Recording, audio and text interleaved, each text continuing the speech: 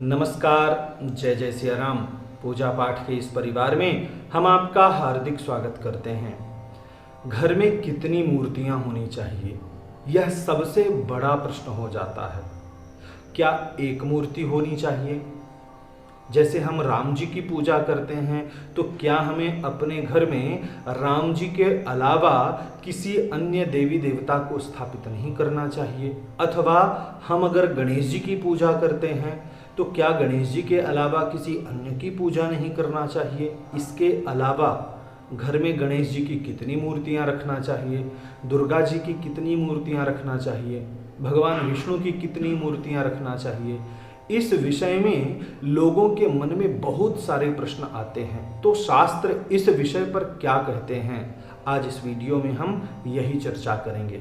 इससे पूर्व हम आपसे यह निवेदन करते हैं कि अगर आप हमारे इस चैनल पर पहली बार आए हैं तो चैनल को सब्सक्राइब अवश्य करें, क्योंकि पूजा पाठ व्रत उपवास से संबंधित इसी प्रकार की दिव्य जानकारी हम आपके लिए लाते रहते हैं।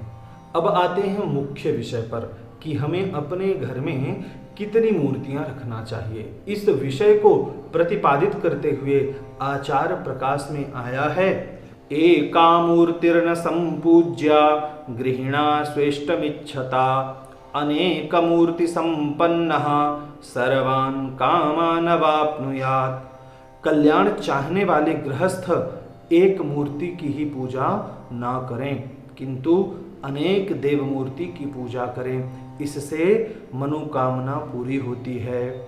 गृहे लिंगद्वयन्नार्च्यं शालग्रामद्वयं तथा द्वे चक्रे द्वारकायास्तु नार्च्यं सूर्यद्वयं तथा शक्तित्रयं तथा नार्च्यं गणेशत्रयमेव च द्वौ शंखौ नार्चयेच्चैव भग्नांच प्रतिमान् तथा।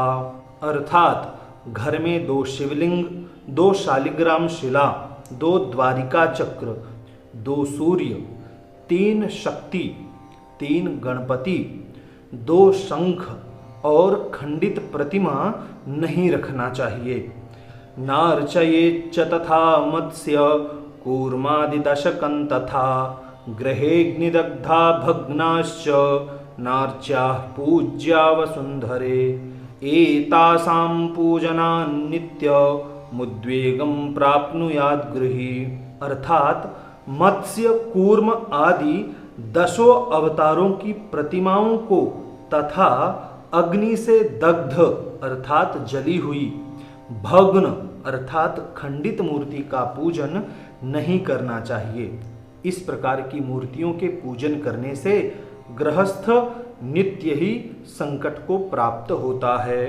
शालग्रामाः समाः पूज्याः समेषु द्वितयन्नहि विषमानैव पूज्यास्तु विषमेष्वेक एव हि।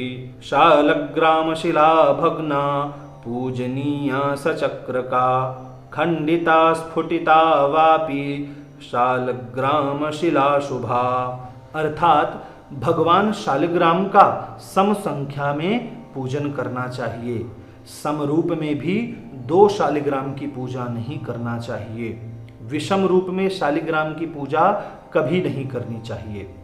विषम मूर्तियों में 1 शालिग्राम का ही पूजन करना चाहिए। 3 शालिग्राम आदि का पूजन नहीं करना चाहिए। द्वारिका के चक्र के सहित शालिग्राम खंडित भी हों तो भी उनकी पूजा करनी चाहिए। शालिग्राम की शिला खंडित अथवा टूटी हुई भी शुभ कही गई है। अब कई लोगों को यहाँ एक संशय उत्पन्न होगा कि लक्ष्मी जी की मूर्ति कितनी नहीं रखना चाहिए, सरस्वती जी की मूर्ति कितनी नहीं रखना चाहिए। तो इस विषय में पहले ही हमें प्रमाण प्राप्त हुआ है कि शक्ति की 3 प्रतिमाओं का पूजन घर में नहीं करना चाहिए।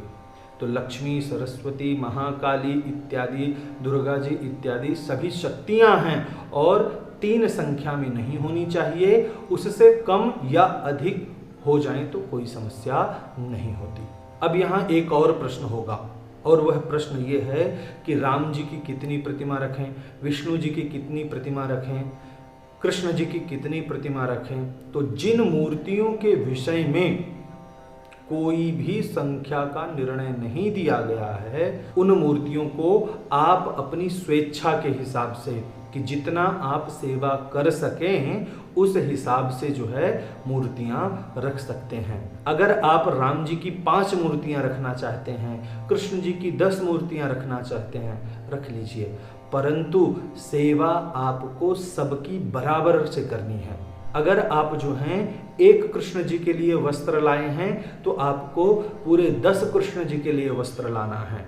इसी प्रकार से जितनी भी मूर्तियां हैं आपको समान रूप से सबकी सेवा करनी है। अगर आप कर सकते हैं तो कितनी भी मूर्तियां रख लीजिए, जिन मूर्तियों के विषय में निर्णय प्राप्त नहीं है। आशा करते हैं मूर्तियों से संबंधित यह जानकारी आपको पसंद आई होगी। अगर इस वीडियो से संबंधित आपका कोई प्रश्न है, सुझाव है, तो नीचे कमेंट बॉक्स में जाकर आप हमें अवश्य बताएं। अगर अभी तक आपने हमारे चैनल को सब्सक्राइब नहीं किया है तो चैनल को सब्सक्राइब अवश्य करें। यह वीडियो देखने के लिए आपका बहुत बहुत धन्यवाद।